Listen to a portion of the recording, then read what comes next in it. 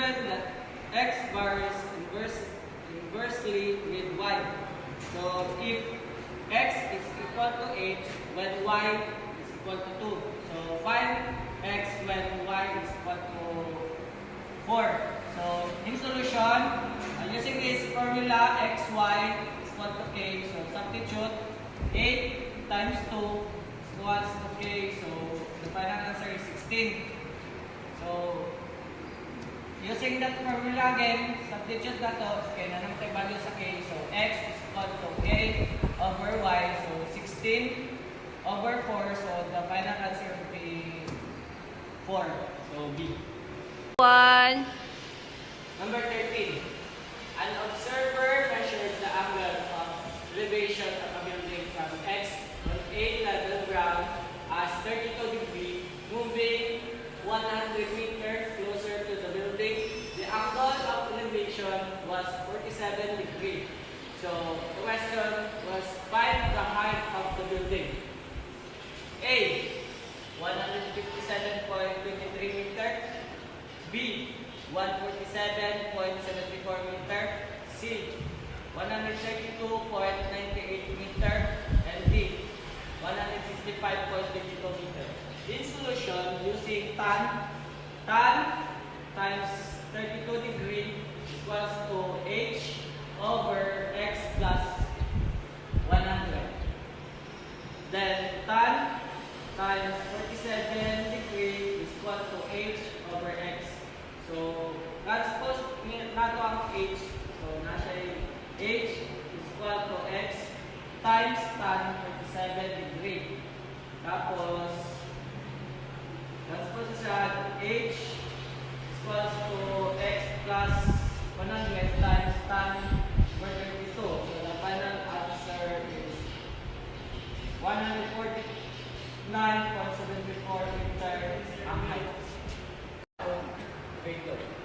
Number 10. AB is directly proportional to BC and BC is directly proportional to CD. The ratio of AB to BC and BC to CD is 13 over 17. So the question was find AB when CD is 26. So letter A 15.204 and number B letter B is 12.219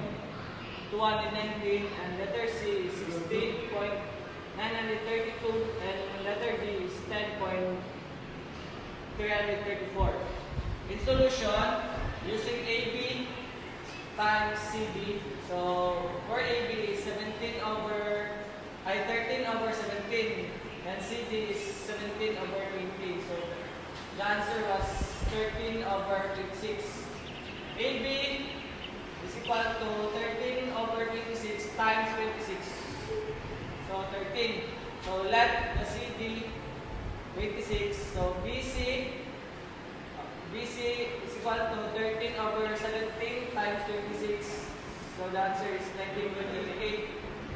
For AB is equal to 13 over 17 times 19.88. So the final answer was 15.214. So the final answer was A. Number 9. The cost C producing X number of scientific calculator is given by C is equal to 4.50x plus 3,000 and revenue R from selling them is given R is equal to 16.50x. Find the number of calculators that must be sold to break even. A. 300, B. 400, C. 250, and D. 350. So, in solution, C is equal to R. So, input the value for C and input the value of R. So, the given is 4.50x plus 3,000 equals 16.50x for R. So, substitute 4.50. So 3,000 is equals to 16.50x minus 4.50x is equals to 12x. So substitute x and substitute 300. So x is equals to 300 over 12. So the final answer will be 250. Go. Enhancement number 8. What do you call two angles with sum of 360? A. Complementary angle. B. Supplementary angle. C. Reflection angle. And D. Conjugate angle. And the final answer was letter D. Conjugate angle.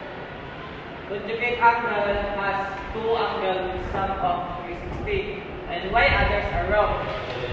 Complementary angle is the sum of 90 degree, and supplementary angle the sum of 180 degree, and for the reflection angle is none.